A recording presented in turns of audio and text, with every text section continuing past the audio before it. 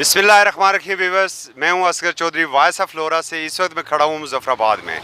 आज पाकिस्तान भर से सहाफ़ियों की बड़ी तादाद आलमी ज़मीर को जगाने के लिए लाइन ऑफ कंट्रोल की जानब जा रही है।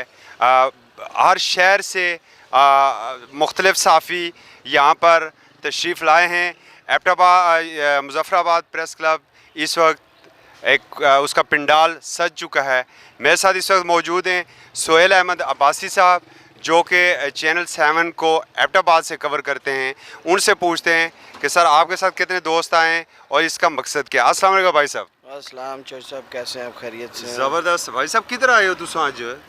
चौर साहब अस इत्थे सेंट्रल यूनियन ऑफ जर्नलिस्ट की कॉल है एहतजाज दी, जो कि कश्मीर साढ़े साफ़ी जड़े हैं वो शहीद किए गए हैं और बहुत सारे जड़े ख़वातीन की बेहरमती की जा रही, तशद्दुद है और वो शहीद किए जा रहे हैं साढ़े उत्थे कश्मीरी भाई। असी सारे इत्थे आए हैं एहतजाज करने वास्ते।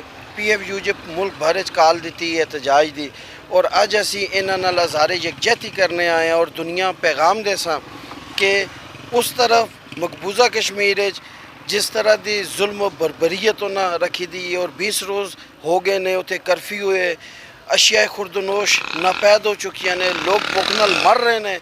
असी अज उत्थे अशिया खुर्दनोश खड़ के अलामती तौर पर दुनिया दसा कि असी उन्होंने नाल। भाई साहब यह दसो कि जिहड़ी सूरत हाल है इस वक्त दुनिया की, बिलखसूस अगर यूनाइटेड नेशन की असी गल करिए, सिक्योरिटी कौंसल की गल करिए और बिलखसूस इस्लामिक कंट्रीज़ की जिहड़ी तंजीम है OIC उसकी गल करिए, ये साढ़े जान नाल उन्हां दे उत्ते कोई फ़र्क पेगा या वैस्ट जिहड़ा अपने आप नूं बड़ा मॉडर्नाइज कह रहा है और इंसानी हकूक का बड़ा दर्स दे रहा है, अगर पाकिस्तान कोई मामूली जा भी वाक़या अक़लियतां दा हो जाना है, एक ववेला खड़ा हो जाना है और जो कुछ कश्मीर विच और इंडिया विच हो रहा है कि वो भी कुछ इसका नोटिस लै सकते हैं।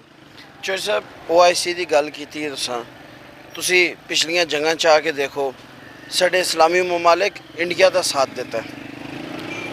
जंग तेल ते होंदी चौर साहब और तेल उन्हें इस्लामी ममालिक देंदे रहन, लेकिन वो साड़ा तेल क्यों कटते हैं? चौर साहब इस्लामी ममालिक कदे भी नहीं चाहते कि पाकिस्तान एक ताकतवर स्टेट की सूरत उन्हें उत्ते आ रहे, वो कदे भी नहीं चाहते सर। नहीं भाई साहब, यह दसो कि जिस वक्त भी असी देखा है खलीज में सूरत हाल बनी है, चाहे वो सद्दाम के खिलाफ जिस वक्त सद्दाम इराक कुवैत जंग हुई सी उस वक्त भी असी पहुँच जाने, यमन की सूरत हाल है वो उत्थे असी पहुँच जाने। अजकल भी अलहमदुलिल्लाह हरमैन शरीफैन के तहफ़्फ़ुज़ की असां कसम खादी हुई है, ये कदे साड़ी तरफ ही वो देखणगे? चौर साहब पाकिस्तान वाहिद इस्लामी नज़रियाती मुमलिकत है जड़े नज़रिया इस्लाम ते कायम हुई है। असी जिथे भी मुसलमानों नाल कोई जुल्म और ज़्यादती हो रही है असी उन्हां नाल खलदे हैं और इंशाअल्लाह खलदे रह सां।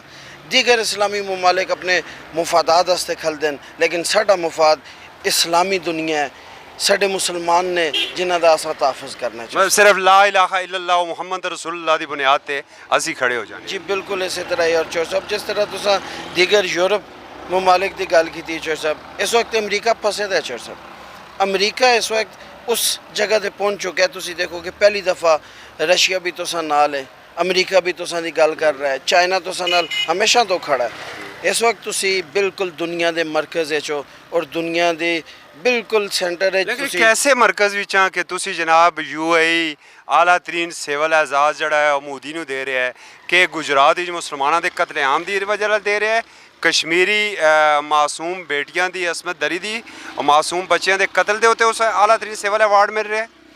मेरा दिल तो जख्मी है ना सर, मैं तो सवाल चुक सक रहा है।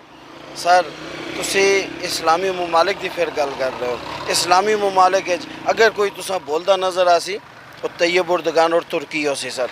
इस तो अलावा तुसां दीगर ममालिक जड़े हैं वो पसपर्दा नज़र आसन और उन्होंने कभी भी ख्वाहिश नहीं होने लगी कि पाकिस्तान एक ताकतवर मुल्क दे तौर असां अगर सैल्यूट करा तो असां तुर्की नूं कर सकते हैं, बाकी कम अज़ कम असां नूं थोड़ा जा एहतियात करनी पेगी। सर तुर्की इस वक्त जड़ा है वो यूरोप का गेटवे वे, वो बिल्कुल उन्होंने थ्रैट होते हुए, लेकिन उसके बावजूद वो गल जड़ी करता है सर वो बिल्कुल मुसलमानों के आखे। तुसी इंडियन फोर्सेस के बिल्कुल सामने जा रहे हो, के जज्बात होंगे उत्ते?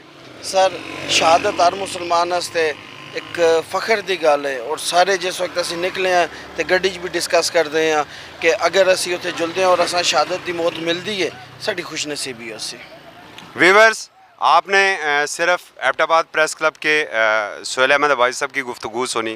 تقریباً ملک بھر سے آئے ہوئے ہر صحافی کا یہی جذبہ ہے, انہیں ذرا سا بھی کوئی خوف نہیں ہے, معمولی سی بھی پریشانی لاحق نہیں ہے, بلکہ ہمارے ساتھ خواتین جرنلسٹ بھی موجود ہیں, وہ بھی اسی جذبے کے تحت جا رہی ہے کہ ہم بارڈر کے اوپر جا کے مقبوضہ کشمیر میں اپنی پسی ہوئی, اپنی ظلم رسیدہ بہنوں کو, اپنی ماؤں کو, اپنی بچیوں کو یہ پیغام دے سکیں کہ آپ کے آنکھوں سے بہنے والے آنسو کو ہم بھی محسوس کر رہے ہیں, آپ کے دکھ درد کو ہم بھی محسوس کر رہے ہیں.